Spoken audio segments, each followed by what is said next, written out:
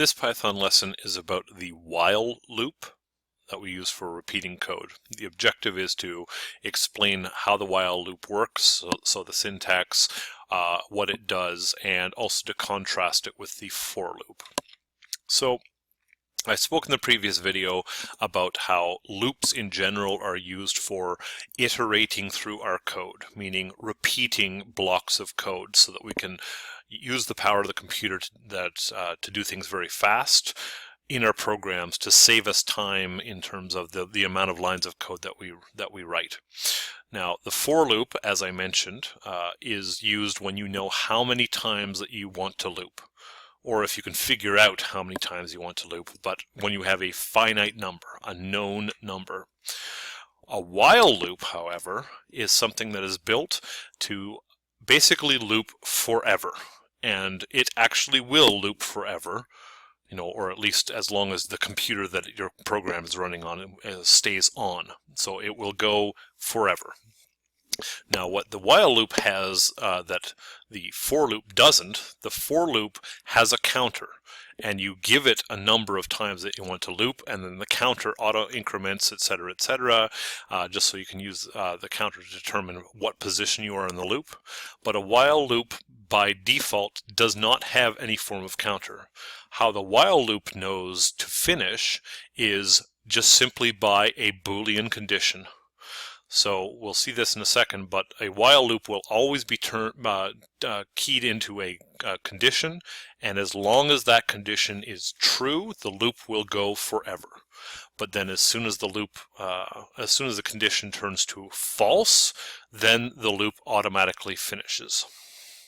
So in terms of deciding which loop type that you should use in your code, it really depends on what you're trying to accomplish. If you know or can figure out how many times the loop has to repeat, then you go with a for loop. It's more efficient. But if you don't know, you go with a while loop. Now, the key to the while loop is, as I mentioned though, you need to have some type of a flag or a Boolean variable that you're going to be checking, or some type of a condition which will give you either a true or a false to indicate when to leave the loop. So let's go in and see an example of this. So the syntax for creating a while loop in Python uses the word while. This means I am about to start writing a block of code that will loop any number of times.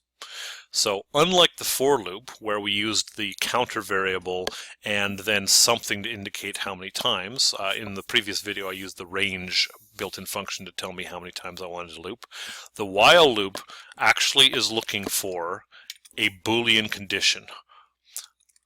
Now, more typically what you're going to have, instead of just saying while true, you're actually going to use something like a condition, like maybe, hey, while x is less than 10.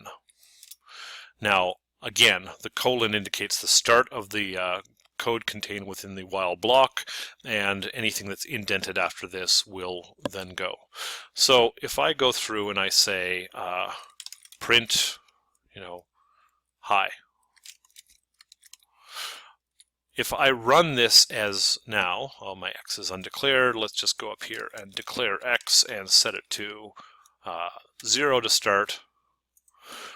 If you'll notice, I'm setting x as 0, and every time that the loop iterates, it's going to start here and say, oh, I have a condition.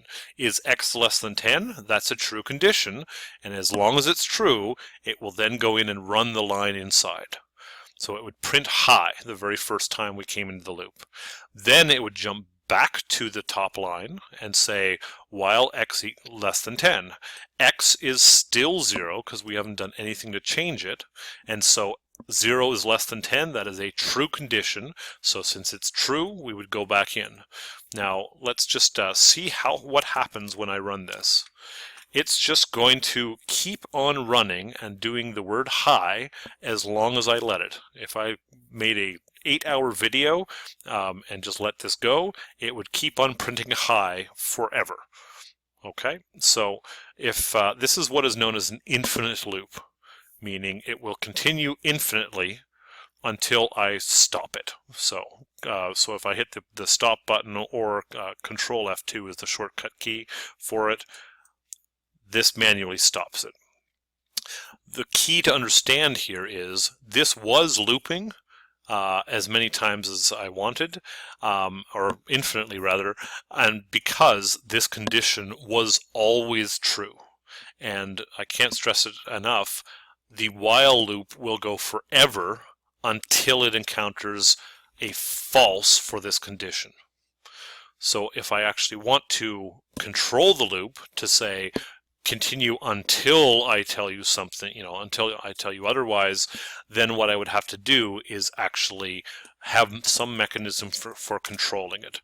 So let's just say after I print the word hi, I'm going to reassign a new value to x. So I'm going to say x is equal to whatever the old version, the current value in x is, plus 1. So what will happen here is we'll hit our loop for the first time. This is true the first time. Then I print the word hi, and then I say, 0, which is the current value, plus 1, and assign that to x. So the first time through the loop, after this line runs, x will then be incremented to 1. This is basically me making a counter manually, as opposed to in the for loop where there's an automatic counter that automatically increments by 1 by default. This is an example of myself doing a manual counter. So let's see what happens here. When I run this, it goes through and it prints hi 1, 2, 3, 4, 5, 6, 7, 8, 9, 10 times, just verifying. So again, I'm going to show you how this works by going into debug mode, and let's just see how this works. So x has been set to 0, and I come in here, and if I hover over my operator here, I can see x less than 10, that is true. Since it's true, I go into the loop. It prints the word hi to the console, and then I take x and I increment x to 1 by 1, so that it now contains a value of 1. X is now 1, and so when I hit this condition this time, 1 is still less than 2, so that's a true condition, so it goes into the loop. And so I'll keep on doing that. That occurs every time. I'm incrementing manually my x variable by 1. And you can see when I get up to 6, 7, 8. When I get up to 9, 9 is less than 10. That is true. So I went into my loop. I print hi for the last time. Now this time, you'll notice x got set to 10. When I come to here, it says, what's my condition? X less than 10? Well, x is 10 right now. So it's not less than 10. It is equal to 10. So x less than 10 is a false condition. So then I exit the loop. So again, while this condition, whatever this condition happens to be, is true, the loop will continue forever until this hits false. Now, this was an example of me using a manual counter. You don't need to use a counter, and it doesn't have to be a counter, variable that I use to kind of compare it to a number to indicate how many times I want to run through the loop. I can hook this up to any condition which will give me a Boolean value, so a true or a false value. So as an example, let's just say x here. If I just set x equal on the first iteration of my loop, if I set it to 20 and reran this, you'll notice I start off, x is set to 0, 0 is less than 10, so that's true, so I go into the loop, I print hi, then x gets set to 20, 20 is not less than 10, so in this case I got hi printed once, and then my loop exited. So let's just change this around to look at another way. As I said, this has to be a Boolean condition. So how about we say something like this? Let's take our x variable and let's just change it to, user input. And I'm going to set this to what is known as an empty string to start. So this is just basically a non-string. It is a string, but there's no value inside it. And what I'm going to do here is I'm going to hook up my value to my condition for my loop.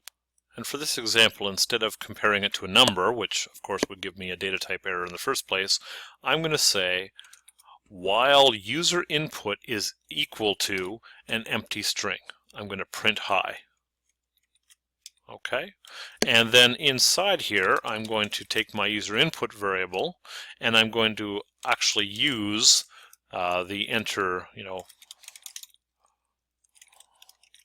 I'm going to hook this up with an input command from the user.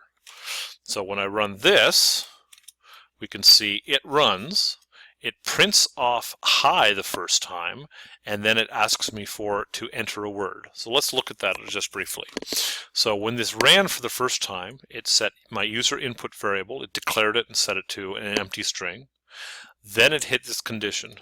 It said, is the value inside the variable equal to an empty string? That was a true condition because that's what we set it to here. So it went into the loop, printed the word hi, and then on the next line I said put it out for the user to enter a value. So it prompted the user, and when I go down to my console here and I type in, Jeff was here and hit enter, my loop exits. That's because when I put Jeff was here in my input command, it got assigned into this variable, and then when I came back to line 4, which is the start of my loop, it said Jeff was here equal to empty string. That is a false condition, so I exited the loop. So what we're seeing here is just an example of, instead of using some type of a numeric comparison or something like that, we're actually starting to hook up our exit condition for the while loop to a user input. So let's actually look at just a slightly different example. So I'm going to change this around to, I'm just going to change this so that it prints whatever the user types in. And let's actually change this so our program will loop forever until the user gives us a particular value. So what I'm going to do here is I'm going to say that, let's say, until the user types all in caps the word quit, we'll just put up the input for them, they can type in something, we'll repeat it to them, and that will continue as long as the user wants to until they type the word quit. So let's just look at how this will work. The first time, as it stands right now, my user input variable is set to an empty string. So it would come on here in the very first time before it ran any of the code inside the loop, and it would evaluate the condition. It would say, is an empty string equal to quit? It would say that is false, and so it would skip out of my loop and never go into it. So I would never get the input or the print statement. Now I could do this, but I think a little bit more clean and elegant way of doing it is I'm actually going to use the not equal to operator. So the very first time this will be an empty string, and an empty string is not equal to, does not equal quit. That is a true statement, so it will run in here and put the input up for doing this. So let's actually run this and see how it works. So we can see enter a word came up to the user, so that wouldn't have happened unless I'd gone into my loop in the first place. So I'm going to say my first word is the word cat, and so it spits it back out on screen to me. Then I'm going to say my second word is dog, and so it repeats it to me and then asks me. Now I could do this as many times as I want, and it would just keep on repeating as long as I don't type in the word quit. Now just to see how that works, on the last time I've just typed the word quit, so we can see quit is what I typed. It will be assigned into this variable. It will print quit, and then it'll come back up to my first line and it will say, is the value quit not equal to quit? That is a false statement because quit does equal quit. So when I hit enter down here, you can see my program is just finished. So this lesson was just intended as a basic introduction to the while loop. While loop is a very powerful construct, but it also is a little bit dangerous too, because if you don't control, or if you don't understand and thus control your loop properly, it is quite possible to get an infinite loop occur, which takes up all the system, it locks the program out, it takes up eventually all the resources on your system, etc. So you want to avoid that whenever possible. So Whenever you know how many times you want to loop, it is recommended that you use a for loop, but while loop is something that you obviously need to know how to do. So in the next lesson we'll be just talking about how we can hook lists up to loops.